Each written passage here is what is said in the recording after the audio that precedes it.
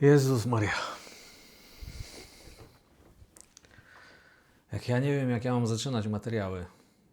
Jak macie pomysł, to dajcie znać, a tymczasem miecz zabójcy demonów, symbolika. Wszystko ma tutaj znaczenie. Łącznie z wzorami na strojach. I ja teraz powinienem zniknąć. I powinien się pojawić materiał właściwy. Więc on się teraz pojawia. A widzimy się za jakiś czas. I am flesh and I am bone. Rise up, ting ting like glitter and gold. I got fire in my soul. Rise up, ting ting like glitter. Like glitter and gold. Like glitter. Do you walk in the valley of kings? Do you walk in the shadow of men who sold their lives to a dream?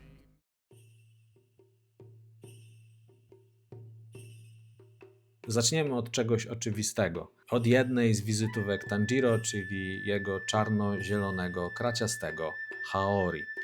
Wzór ma spore znaczenie, bo w Japonii znany jest jako Ichimatsu Moyo i zyskał popularność w erze Edo dzięki aktorowi kabuki z XVIII wieku Sanogawie Ichimatsu. Symbolizuje ten wzór dobrobyt, pomyślność i ciągłość rodu. Pasuje zarówno do Tanjiro, jak i do całej jego rodziny, bo nosząc go nieświadomie niesie na sobie całe dziedzictwo i związane z nim nadzieje. To oczywiście nie jest wszystko, no bo spójrzmy na kolejną postać, czyli na Zenitsu. Wprawdzie ten wiecznie lamentuje, ale teraz nie będziemy o tym rozmawiać, dlaczego on lamentuje. Jego żółte haori pokryte jest wzorem trójkątów, zwanym jako uroko. Wzór ten ma przypominać łuski ryb lub węża i w japońskiej tradycji jest to symbol ochrony i odradzania się. I to idealnie do niego pasuje, w sensie do tej postaci, bo to bohater, który musi zrzucić starą skórę swojego strachu, by stać się potężnym wojownikiem. No i w końcu siostra Tanjiro, czyli Nezuko. Jej kimono to jest zupełnie odrębna historia, bo różowy wzór w liście konopi, czyli asanoha, to tradycyjny motyw używany na ubrankach dla niemowląt i symbolizują zdrowie, witalność i nadzieję, że dziecko będzie rosło silne i zdrowe. To poruszający w całym serialu detal, biorąc pod uwagę, że jej brat walczy o jej uzdrowienie i powrót do człowieczeństwa.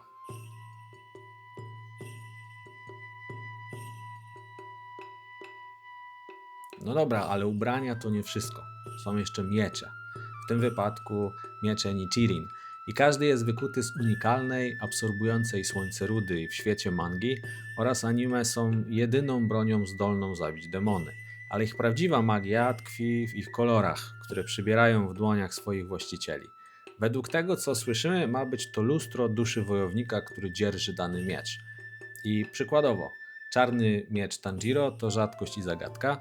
Skoro jest lustrem jego duszy, to nie jest najlepiej kojarzący się z kolor.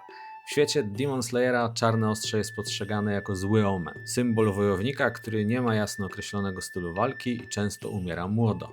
Jest też w tym twist, bo czerń to także kolor, która pochłania wszystkie inne, co może symbolizować wszechstronność Tanjiro i jego zdolność do opanowania legendarnego oddechu słońca, czyli techniki, od której pochodzą wszystkie inne techniki znane w serialu. Idąc dalej, czerwony miecz Rengoku, ulubieńca wielu fanów, to oczywiście płomień i pasja. Niebieski Giyu to woda, spokój, adaptacja, ale też niszczycielska siła. A co z Zenitsu i jego żółtym mieczem? No to jest błyskawica, gwałtowna, natychmiastowa moc, która uderza zanim zdążysz mrugnąć.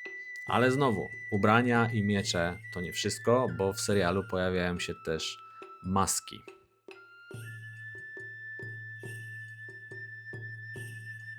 Mamy stroje, mamy miecze, więc teraz weźmy maski. Te w Demon Slayer to coś więcej niż tylko ozdoba. Maski, które na przykład Urokodaki wręcza swoim uczniom, to maski Kitsune, czyli maski lisa. W japońskim folklorze lisy są sprytnymi, magicznymi istotami, posłańcami bogów. Maska ma chronić ucznia podczas ostatecznej selekcji. I każda jest spersonalizowana. Przykładowo blizna na masce Sabito kwiaty na masce Makomo, one coś znaczą. Z kolei maska Tanjiro ma symbol słońca, co jest kolejną zapowiedzią jego przeznaczenia. Tylko oglądając serial za pierwszym razem w ogóle nie zwracałem na to uwagi, że tam coś takiego, taki mały detal się pojawia. A sam Urokodaki nosi maskę Tengu, długonosnego demona goblina z japońskich legend. Przy czym to nie tak, że Tengu zawsze są złe. W Japonii często przedstawiani byli jako potężni wojownicy i strażnicy gór. I maska Urokodakiego symbolizuje jego rolę jako surowego, ale opiekuńczego mentora, który chroni swoich podopiecznych. A dlaczego ją nosi? No podobno demony naśmiewały się z jego łagodnej twarzy. Ta maska to jego tarcza, która ma zasłonić twarz i sprawić, że demony przestaną się śmiać.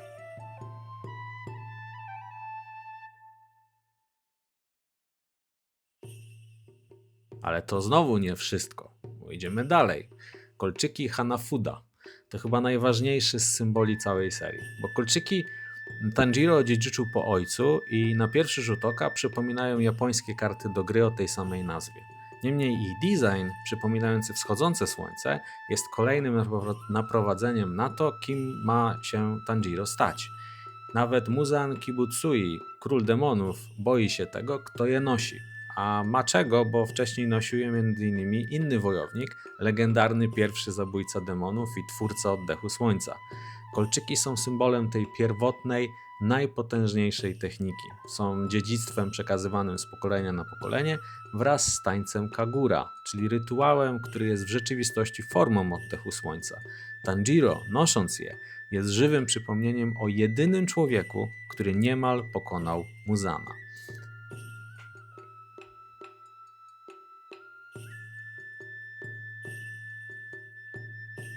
Ale znowu, to nie wszystko. Idziemy dalej, bo mamy tam też demony, ale nie tylko demony, również kwiaty. Demony w Kimetsu no Yaiba to oni z japońskiego folkloru. Przerażające istoty o nadludzkiej sile i w tym nie ma nic zaskakującego. Natomiast to, co jest ciekawe, to fakt, że akcja anime osadzona jest w erze Taisho, okresie wielkich zmian i niepokojów w Japonii. To był ten czas, gdy z jednej strony miasta się rozbudowywały, a z drugiej na wsiach panowała bieda. Ona i strach, czy ta bieda i strach przed modernizacją to idealne podłoże do tego, aby wszędzie widzieć demony. Z reguły chodziło o ludzi sprowadzonych na złą drogę przez desperację. No dobrze, ale wspomniałem też o kwiatach i co z nimi. Jak szybko się dowiadujemy, jedyną rzeczą, której boją się demony oprócz słońca są kwiaty glicynii, czyli Fuji. W Japonii glicynia, zwana też wisterią, symbolizuje nieśmiertelność, ale też miłość i ochronę. W Demon Slayer jej zapach jest dla demonów trucizną. Domy z herbem glicynii to bezpieczne przystanie dla łowców. Tym samym kwiat ten staje się symbolem nadziei i bezpieczeństwa w świecie, który opanował mrok. Ale na sam koniec jest jeszcze jedna rzecz związana z kwiatami, ponieważ jest tam kwiat, który nie istnieje. Niebieska pajęcza lilia, święty graal Muzana. Legendarny kwiat, który ma pozwolić na przezwyciężenie słońca. Kwiaty pojawiają się w serialu bardzo szybko i w swojej czerwonej postaci. W Japonii te czerwone pajęcze lilie są kwiatami śmierci i pożegnania, często sadzonymi na cmentarzach. Natomiast niebieska wersja to fikcja. Symbol niemożliwego do osiągnięcia celu, obsesji, która tak naprawdę prowadzi na koniec do zniszczenia. No dobra, ale to pewnie i tak nie wszystko. Ja nie wyczerpałem tematu, bo symboli w tej mandze i w serialu jest znacznie więcej. I oczywiście zachęcam Was do dzielenia się w komentarzach, co Wy zauważyliście. A tymczasem zostawiam Was z tymi informacjami, zostawiam Was z komentarzami i do następnego.